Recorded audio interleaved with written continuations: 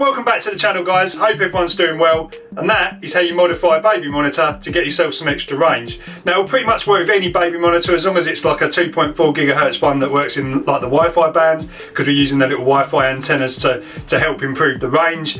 I haven't even got a baby, but somebody asked me this question a little while ago, and I was quite intrigued by the whole thing because I've seen these kind of new ranges of baby monitors online, and I thought they look really interesting. I haven't got a baby, so I haven't really got a use for one. But I thought if you could actually kind of improve the range on it, looking through the comments on Amazon and stuff like that, certain people were saying, yeah, brilliant, but the range can be a little bit flaky if you've got a big house, or if you're trying to do what I was trying to do, is not actually use it for a baby monitor at all. Just put it somewhere else which you can monitor, which is actually outside in this workshop. So there was no chance it was going to work. There was no chance I was going to be able to get a signal in the house on the standard setup. You saw it just didn't work. So actually the only way to do it is to kind of improve the aerial or the antenna. Now I could have actually put an extra antenna on this as well, but the main reason I didn't is because I really like this screen. I didn't want to wreck it, and the other thing is it seems quite a bit difficult to get apart, so I think you might have to use maybe like a you know, like how you get the iPhone screens off with a big suction cup. And so the other really interesting thing about putting an antenna socket on the side of the baby monitor